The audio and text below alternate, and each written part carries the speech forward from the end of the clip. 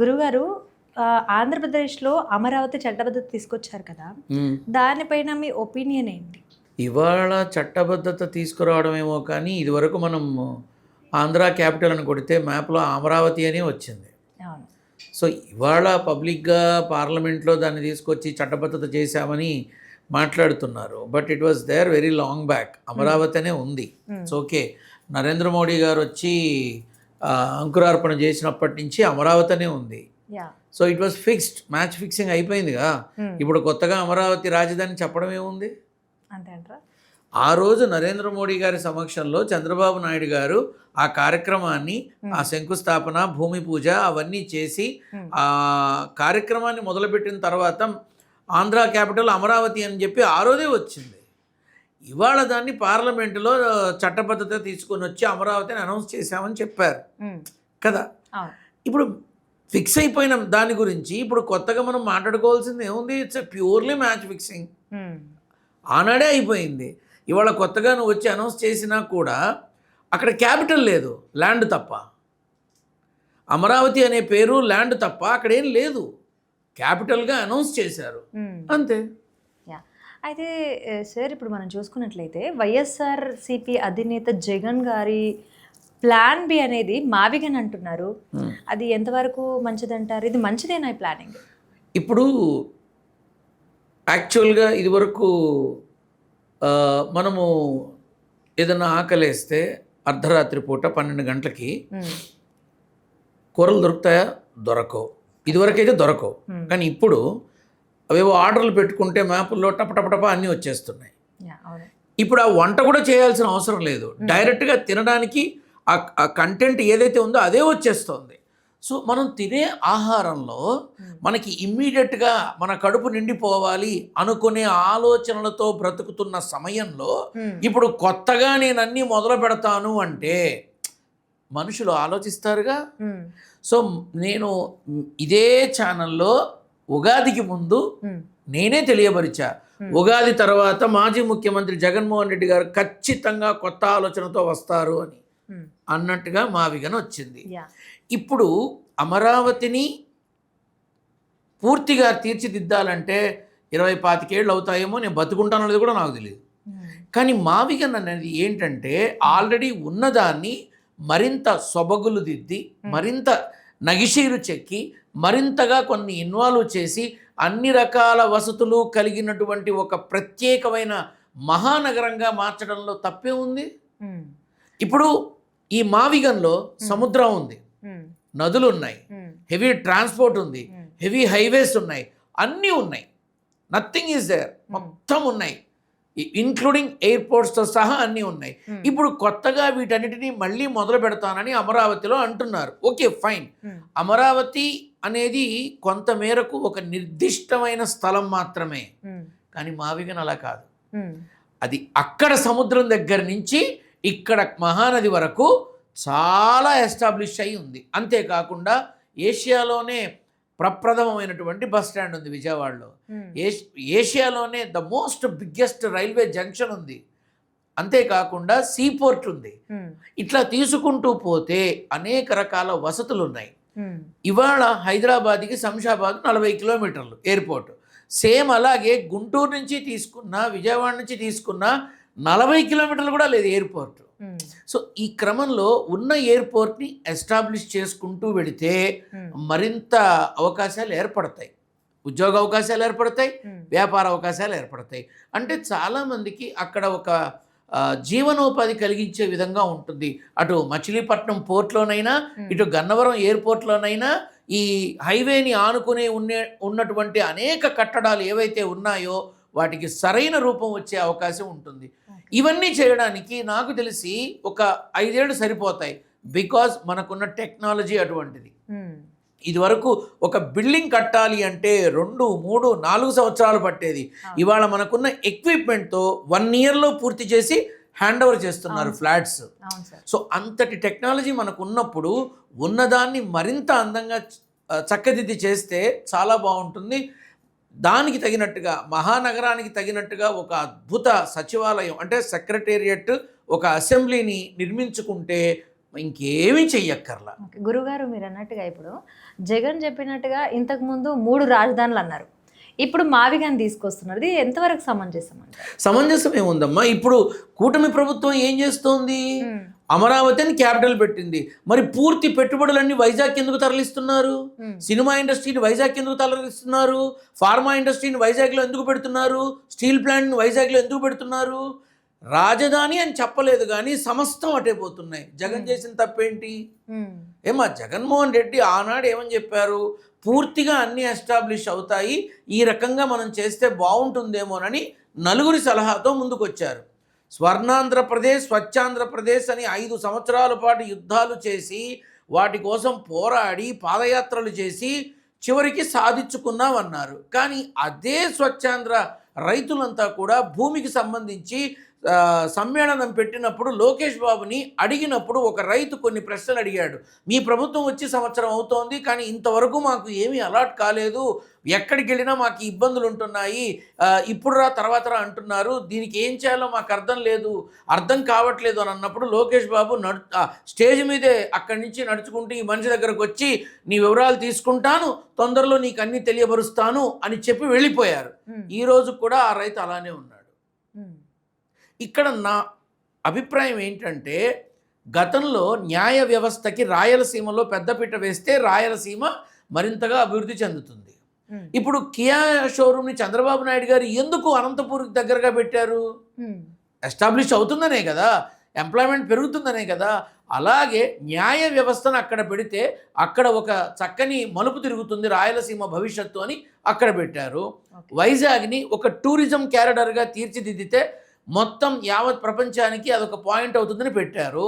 విజయవాడ ఎలాగూ ఉంది కాబట్టి దీన్ని డెవలప్ చేద్దామని చెప్పారు. ఇక్కడ కూటమి ప్రభుత్వం వచ్చాక ఈ 2 సంవత్సరాల్లో పూర్తిగా ఎందుకు అన్ని వైజాగే పెడుతున్నాయి?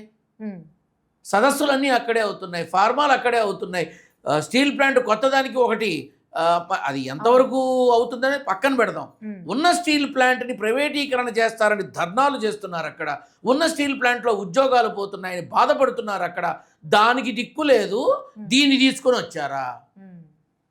ఉన్నది బాయ ఉంచుకున్న డాషు బాయ అన్నట్టుగా ఉన్నదాన్ని మనం సరిగ్గా చూసుకోగలిగితే అక్కడ ఎంప్లాయ్మెంట్ పెరుగుతుంది. సరే, ఓకే, మంచిది. మీరు తీసుకొచ్చిన స్టీల్ ప్లాంట్లో ఇన్ని లక్షల మందికి ఉద్యోగాలు ఇస్తాము అన్నారు. అది ఎప్పుడవుతుంది? రాసి ఇవ్వగలరా ఎవరన్నా పేపర్ మీద? ఈ సంవత్సరానికల్లా ఇంతమంది ఉద్యోగస్తులు ఉంటారు అని ఎవరి వల్ల కాదు. సో ఇప్పుడు అన్నీ అక్కడ పెట్టారు కదా. రాజధాని అని పేరు చెప్పలా, అన్నీ అక్కడే పెట్టారు. విజయవాడ చుట్టూతో ఎందుకు పెట్టలా? విజయవాడ దగ్గర ఎందుకు ఏది ఇంప్లిమెంట్ కావట్లా? సో ఇక్కడ మనం ఆలోచించాల్సింది ఏంటంటే, ఆనాడు 3 రాజధానులు అని అన్నప్పుడు ప్రస్తుతం కూటమి ప్రభుత్వంలో జరుగుతున్న వాటి మీద దృష్టి పెట్టి అమరావతి అనే పేరుతో తీసుకొచ్చే కొన్ని లక్షల కోట్ల ధనము అన్యాక్రాంతమవుతుంది అని ఖచ్చితమైన ఆలోచనతో మళ్ళీ కొత్తగా ఎందుకు, అసలు దీన్ని డెవలప్ చేస్తే ఇది మహానగరం అవుతుంది కదా అని జగన్ గారు ఒక ఆలోచన చేసి దానికి తగినట్టుగా మనం ఎందుకు ఆలోచించకూడదు అన్నారు. మొదట్లో 2 రోజుల పాటు విపరీతంగా ట్రోల్ చేశారు. ఇప్పుడు అందరూ ఆలోచిస్తున్నారు. ఎందుకని? భూముల రేట్లు పెరుగుతున్నాయి. మచిలీపట్నం, విజయవాడ, మంగళగిరి, తాడేపల్లి, గుంటూరు భూముల రేట్లు పెరుగుతున్నాయి. రేపు జగన్ వస్తే ఖచ్చితంగా మావిగన్కి ప్రథమ తాంబూలం ఉంటుంది. నేను అదే మీకు అడగబోతున్నాను. ప్రథమ తాంబూలం ఉంటుంది కాబట్టి మనం ఈ భూముల్ని మరింతగా పెంచుకుంటూ పోవాలి అని అటు రియల్ ఎస్టేట్ వ్యాపారులు కానీ ఇండస్ట్రియలిస్టులు కానీ చాలామంది దృష్టి పెట్టారు. అప్పుడే మావిగన్ అనౌన్స్ చేసింది మొన్న ఈ మధ్య. అప్పుడే 20,000ది గజం 50,000 అయిపోయింది అక్కడ. బికాజ్ ఆఫ్ దట్ అమరావతిలో ఇప్పుడు వాళ్ళు తీసుకొచ్చారు, తప్పు లేదు, కానీ కనీసం 15 ఏళ్ళు పడుతుంది అని అన్నారు. ఆల్రెడీ 3 ఏళ్ళు అయిపోయింది. ఎంతవరకు వచ్చింది? ఆలోచించాలి అందరూ. అయితే ఇప్పుడు జగన్ గారు నెక్స్ట్ ఎలక్షన్లో అంటే 2029లో మళ్ళీ ఎలక్షన్స్ ఉన్నాయి కదా, జగన్ గారు సీఎం అయితే కనుక మావిగన్కి ప్రథమ తాంబూలం ఉంటుంది. అంతే అంటారా? ఖచ్చితంగా ఉంటుంది. ఏవైతే ప్రభుత్వం ఇప్పుడు సపోజు రాష్ట్ర ప్రభుత్వానికి కేంద్ర ప్రభుత్వం ఇస్తుందా లేదా బయట నుంచి తీసుకొస్తారా, ఆ డబ్బు ఏదైతే ఉందో దానితో ఈ మావిగన్ని ఎక్కువగా డెవలప్మెంట్ చేసే విధంగా ఆలోచిస్తారు. ఆల్రెడీ ఉన్నదాన్ని మరింత అందంగా తీర్చిదిద్దుతారు. అది కూటమి ప్రభుత్వం వచ్చిన తర్వాత బందర్ రోడ్డు, ఏలూరు రోడ్డు ఖచ్చితంగా మేము మరింతగా పెంచుతాము అన్నారు. 2.5 ఏళ్ళు అయింది. విజయవాడలో ఏలూరు రోడ్డు అలానే ఉంది, బందర్ రోడ్డు అలానే ఉంది. ఎందుకు పెరగల? ఎందుకు జాబ్ క్యాలెండర్ రాలా? ఎందుకు రైతులు ఇబ్బంది పడుతున్నారు? ఎందుకు వాలంటీర్ల జీవితాలు తలకిందులైపోయినాయి? డ్వాక్రా మహిళలు దారుణంగా బాధపడాల్సిన కర్మ ఎందుకు వచ్చింది? ఇవన్నీ ప్రజలు అనుకుంటున్నవి, రాఘవ శర్మ మాట్లాడుతున్నవి కాదు.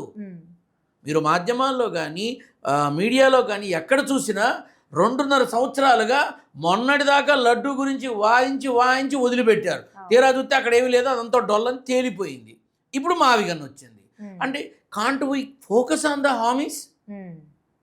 6 హామీలు ఈ రోజు వరకు 37% మించి జరగల. 100కు 100% జరుగుతుందనే నమ్మకం కూడా లేదు. అసలు అమలు అవ్వలేదంటారు.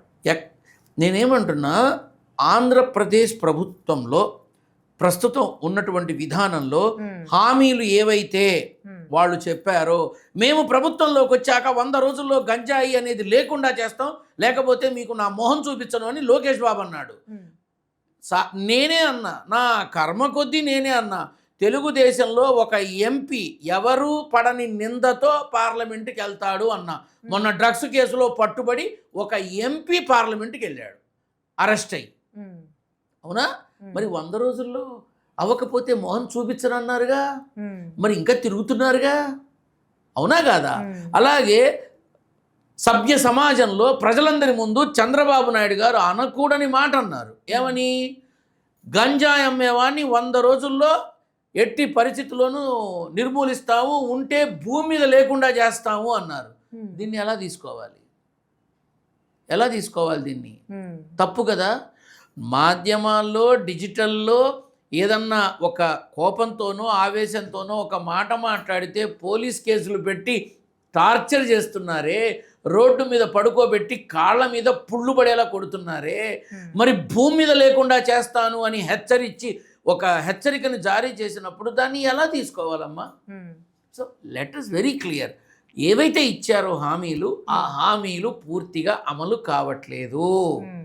వాటి మీద దృష్టి పెట్టాలి.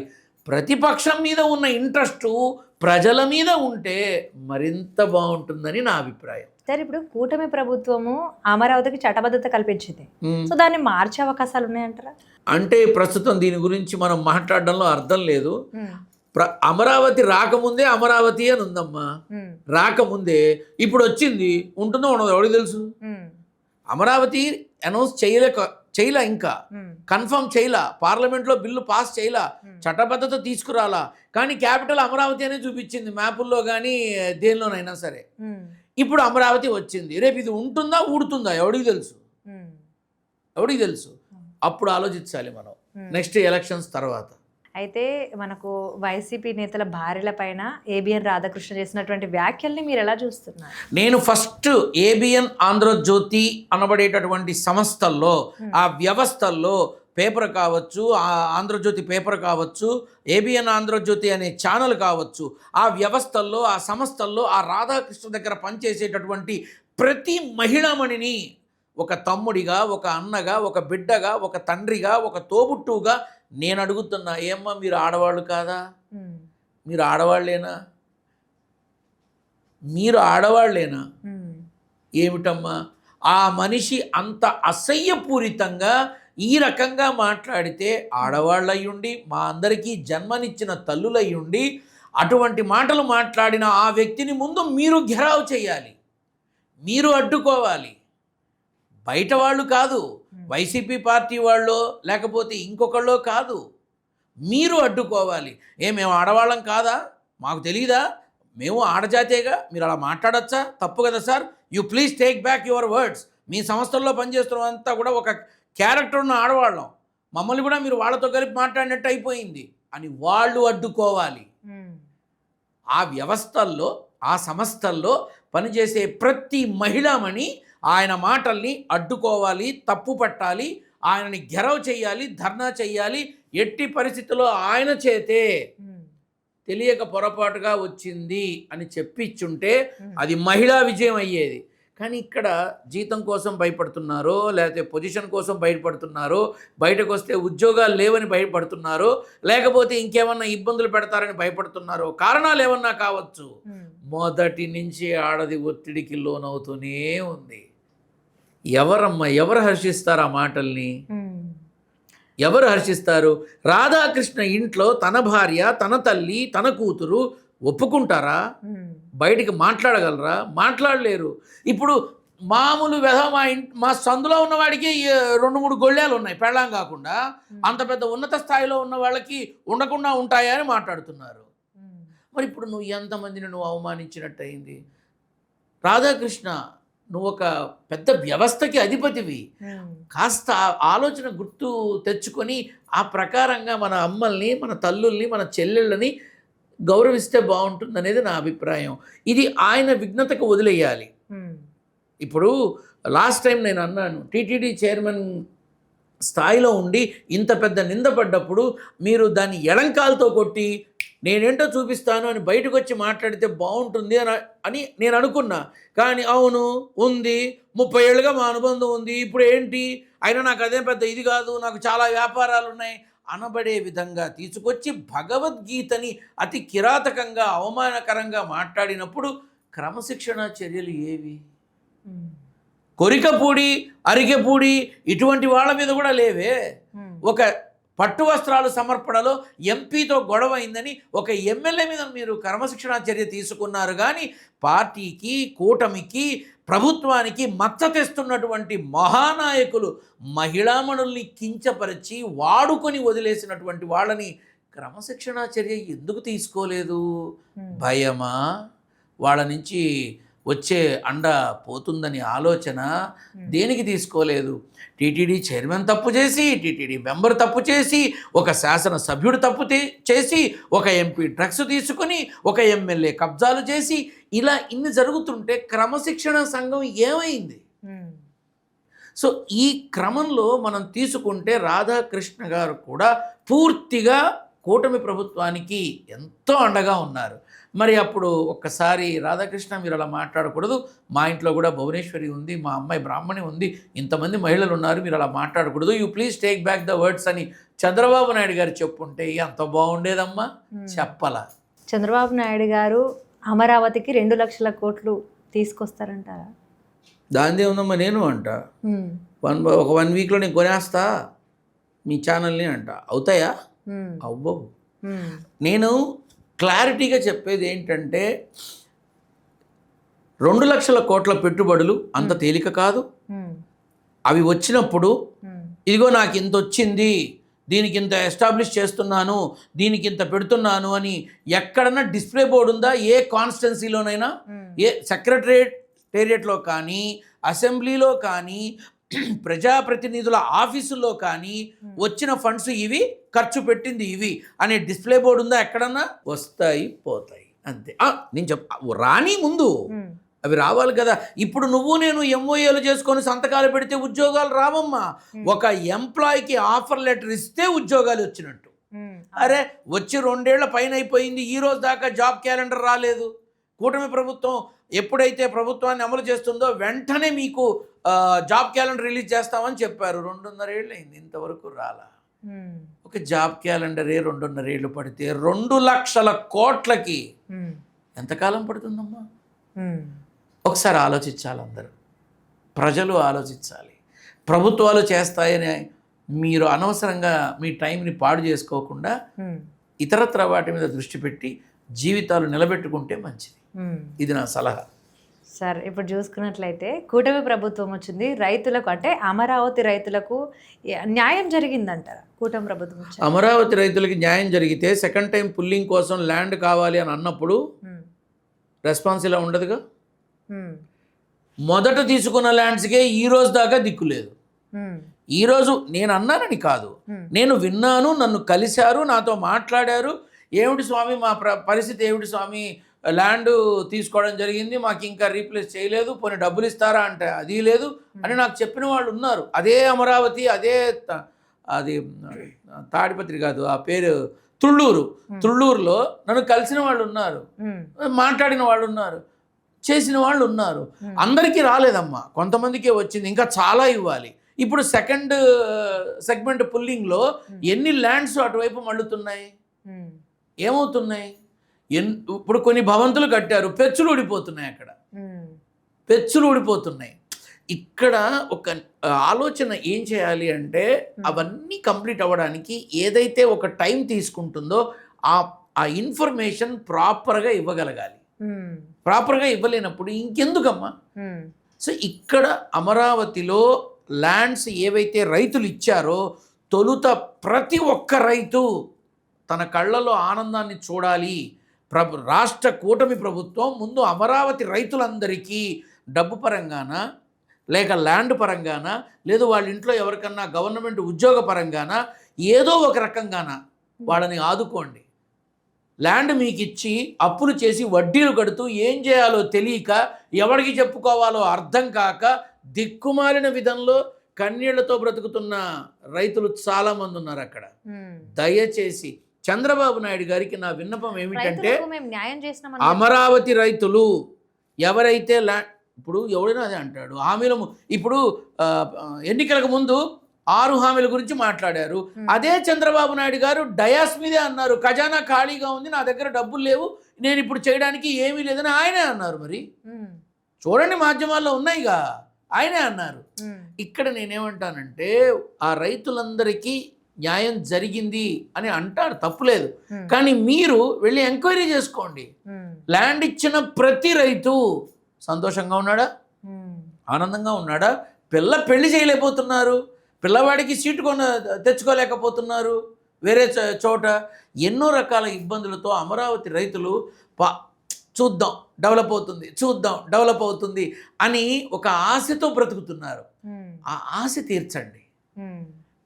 ముందు అమరావతి రైతులు ఎవరైతే బాధపడుతున్నారో, ఎవరైతే వడ్డీలు కట్టలేక ప్రతి నెల ఇబ్బంది పడుతున్నారో, ఎవరైతే పంటలు చేతికి రాక బాధపడుతున్నారో, ఎవరైతే గుప్పెడు వరి ధాన్యాన్ని తెచ్చుకోలేకపోతున్నారో వాళ్ళ కళ్ళలో ఆనందం చూడండి.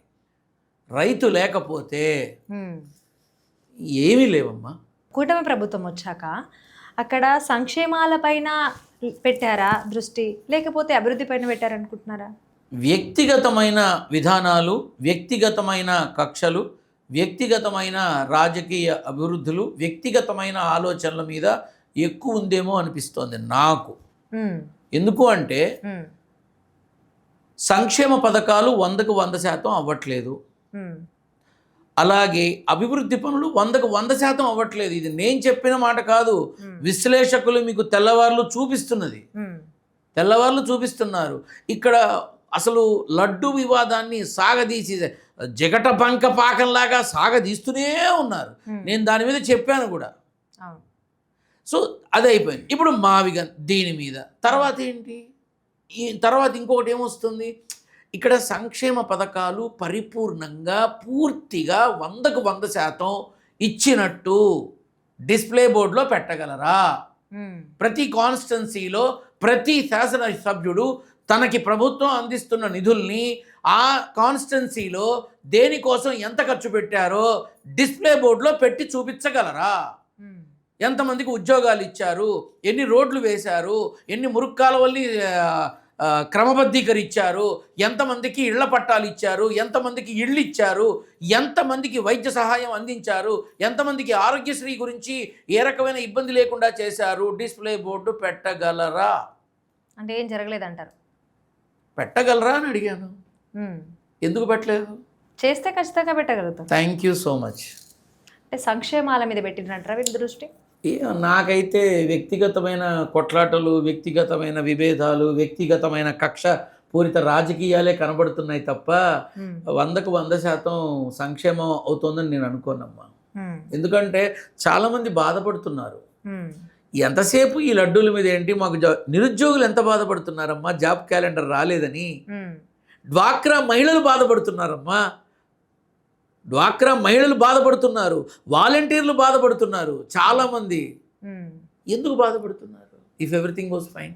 ఆటో డ్రైవర్లు అయితే ప్రతిరోజు ఆటో కిస్తీ కట్టలేకపోతున్నారు. ఆటో కిస్తీ కట్టలేకపోతున్నారు. ఫ్రీ బస్ ఎందుకమ్మా? జుట్లు పీక్కుని కొట్టుకోవడానికి. అంతకుమించి ఏమైనా ఉపయోగం ఉందా? ఇప్పుడు వీళ్ళు ఫ్రీ బస్సు పెట్టకపోతే అంతకుముందు వాళ్ళు సంపాదించుకోలేదా? మగాడు సంపాదించినా ఆడది సంపాదించినా వాళ్ళ డబ్బులతో వాళ్ళు తిరగట్లేదా? తిరిగిన దాఖలా లేవా? ఈ ఫ్రీ బస్సు పెట్టి రాష్ట్ర ఆదాయానికి గండి కొట్టట్లేదా? అవసరం ఆడవాళ్ళకు అవసరం ఉన్న చోటికల్ అంటే వాళ్ళు పని చేసుకోవడానికి, అభివృద్ధి చెందడానికి, బస్సుల్లో వెళ్ళడానికి ఒక అంటే అంతకుముందు ఆడవాళ్ళు కష్టపడలేదా? అంతకుముందు ఆడవాళ్ళు తిరగలేదా? అంతకుముందు ఆడవాళ్ళు పైకి రాలేదా? ఆ కుటుంబాన్ని సాకలేదా? అసలు ఆడది లేకపోతే మగాడికి బ్రతికే లేదమ్మా. వాళ్ళు ఇప్పుడు ఇవాళ ఆటో తిప్పి వచ్చిన తర్వాత సేద తీర్చేది ఎవరు? తల్లి లేదా భార్య, ఈ ఇద్దరు. వీడు లేకుండా చేస్తారా వాళ్ళు? ఇక్కడ ఫ్రీ బస్సులు, ఇప్పుడు నువ్వు ఫ్రీ ఇవ్వాల్సింది ఏంటమ్మా? చదువు, వైద్యం, ఈ రెండే. ఎందుకని? చదువుకోవడానికి శక్తి లేని వాళ్ళు లక్షల మంది ఉన్నారు. వైద్యం చేయించుకోవడానికి డబ్బు లేని వాళ్ళు లక్షల మంది ఉన్నారు. ఈ రెండు ఇవ్వు. ఎందుకు మిగతావి? ల్యాప్టాప్ ఇస్తా, స్కూటర్ ఇస్తా, నా పిండాకుడు ఇస్తా, నా తద్దినం ఇస్తా, దేనికి ఇవన్నీ? ఈ రెండు ఇస్తే చదువుకోలేని వాడు చదువుకుంటాడు, ఆపరేషన్ చేయించుకోలేని వాడు వైద్యం తేలిగ్గా చేయించుకుంటాడు. ఆరోగ్యశ్రీ కూడా బకాయిలు ఉండిపోయినాయి కదమ్మా కోట్లల్లో. సో ఇక్కడ ఎవరు చేతకాని వాళ్ళు కాదమ్మా. ఒకప్పుడు మగవాడు సంపాదించేవాడు, ఆడది ఇల్లు చూసేది. ఇవాళ ఆ అమ్మాయి ఉద్యోగం చేయాలి లేకపోతే నాకు వద్దు అని అంటున్నాడు మగవాడు. ఎందుకని? ఆ అమ్మాయి ఉద్యోగం చేస్తే ఆ అమ్మాయి వచ్చే జీతం వీడి జీతంతో వీడు car EMI, house EMI, bike EMI, పిల్లల చదువులు ఇవన్నీ చెయ్యాలి అంటే ఖచ్చితంగా ఆడదాని మీద ఆధారపడాల్సిందే. ఈరోజు అలా ఉంది. ఈరోజు అలా ఉంది. ఇప్పుడు చెప్పు, ఇప్పుడు ఫ్రీ బస్సు లేకపోతే వీళ్ళు లేరా? ఎంత తప్పమ్మా. ఇవాళ ఫ్రీ బస్ వచ్చింది, అది కూడా ప్రభుత్వం రాగానే రాలా, చాలా టైం తర్వాత వచ్చింది. దేనికి? కొట్టుకోవడానికా, తన్నుకోవడానికా, జుట్లు పీక్కోవడానికా, గుడ్డలు చించుకోవడానికా? అంతకుముందు వాళ్ళు తిరగలేదా? ఎంత చక్కగా తిరిగారమ్మా వాళ్ళు, ఎంత చక్కగా ఉద్యోగాలు చేసుకున్నారు. ఎందుకు అక్కర్లేని వివాదాలకి దారి తీసే విధంగా ప్రభుత్వం ఈ రకమైన ఆలోచన చేసిందో నాకు అర్థం కావట్లా. లేనివాడికి మనం చెయ్యాలి అంటే ఈ రెండే, చదువు, వైద్యం, ఈ రెండు ఇస్తే ఆణిముత్యాలు వస్తారు మనకి. ఆ చదువు ద్వారానే ఆణిముత్యాలు వస్తారు. నన్ను ఇప్పుడు వీడు వైసీపీ తొత్తు, వైసీపీ కుక్క, పేటీఎం బ్యాచ్ అని నానా మాటలు అంటారు. I love each and every one. నన్ను తిట్టేవాళ్ళని కూడా నేను ప్రేమిస్తా. కానీ గతంలో ప్రభుత్వ పాఠశాలలు ఎలా ఉన్నాయి? ఎంత చక్కగా ఉన్నాయి, ఏ రకంగా ఉన్నాయి? ఇవాళ ఒక్కసారి ఆలోచించాల్సింది ఏంటంటే, అవసరం లేదమ్మా, ఆడది కష్టపడుతుంది. ఆడది కష్టపడి భర్తని పిల్లల్ని సాగుతోందమ్మా. అటువంటి సమాజంలో ఆడది నిలబడి మగాడికి అండగా ఎన్నో చేస్తోంది. అటువంటప్పుడు ఇంత చేస్తుంది, ఆ బచ్చగడు కొనుక్కోలేదు. మళ్ళీ ఈ బస్సు ఫ్రీ ఎక్కడ? ఊర్లో అక్కడే. ఎందుకు మొత్తం రాష్ట్రం అంతా ఫ్రీ బస్సు ఎందుకు ఇవ్వలేదు? సో ఇక్కడ అటు రాష్ట్రం అంతా ఫ్రీ బస్సు ఇవ్వలేదు, ఇటు వచ్చే ఆదాయానికి కూడా గండి కొట్టారు, అయిపోయింది. సో ఇక్కడ ఆలోచించాల్సింది ఏంటంటే, మనం ఎట్టి పరిస్థితుల్లోనూ చాలా చక్కగా ఆలోచించి అందరికీ ఆమోదయోగ్యమైనటువంటి విధానాన్ని అవలంబించాలి.